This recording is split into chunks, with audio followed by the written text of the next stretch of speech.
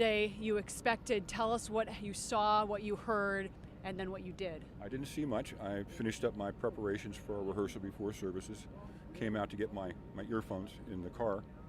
I was standing in the parking lot. This is about 9:43.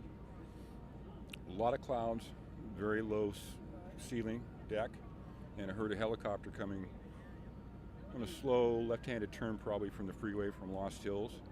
And as it got above me, it was almost directly above us in the parking lot, or these condominiums here, moving very slowly, maybe 3, 4, 5 miles an hour.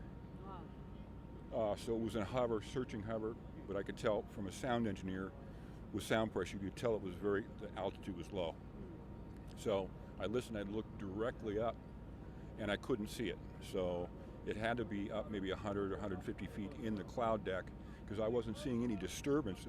If the helicopter's in a hover, its rotor wash is going to be throwing a lot of air down. I didn't see any disturbance in the clouds. So I just listened to it.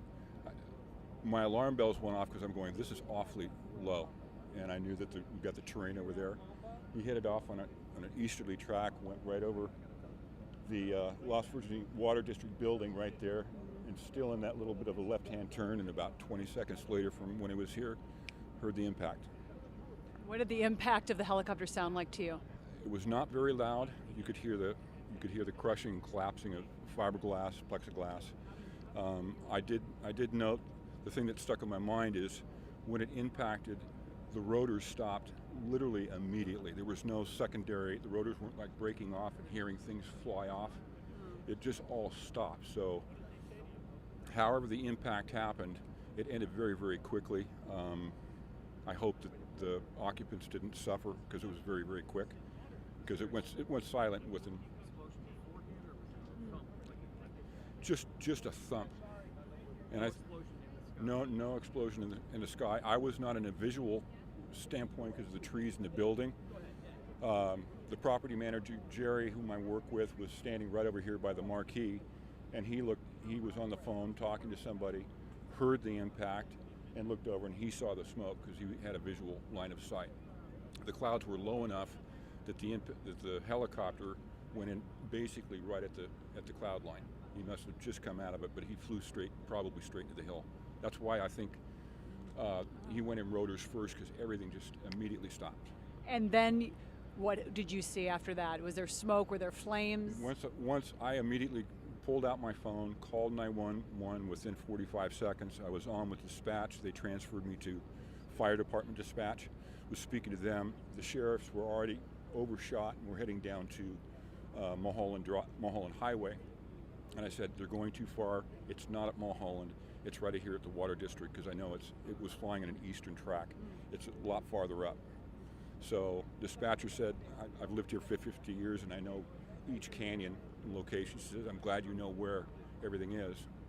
And then within 4 or 5 minutes, from three different directions, 3 different fire units, sheriff, search and rescue, all appeared. Thank you for calling 911. It's a terrible tragedy. It is. I think he was just disoriented. I didn't hear any malfunctions on the aircraft. Apparently, Kobe's helicopter was a twin turbine, so he had power, and it sounded like he was in control, because it was in a slow. It's hard to control a helicopter when you're in a hover or a slow. You've got to have command of the aircraft. So I think he just was disoriented, and he did not know where he was. I came out here about 2 hours, 90 minutes after it happened. It was still foggy. Yeah. There was no blue sky. Is that usual to see that kind of weather out here?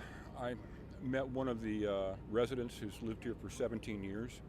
He said all the time that he's lived here, right in this condo here, he says he's never seen the clouds or the fog so dense or so low.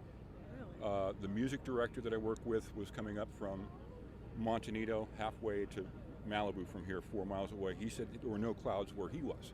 So apparently we have these, these local little microclimates, and the property manager, who's been here for 10 years, says this particular little bowl here has a tendency to generate a lot of clouds and fog from time to time.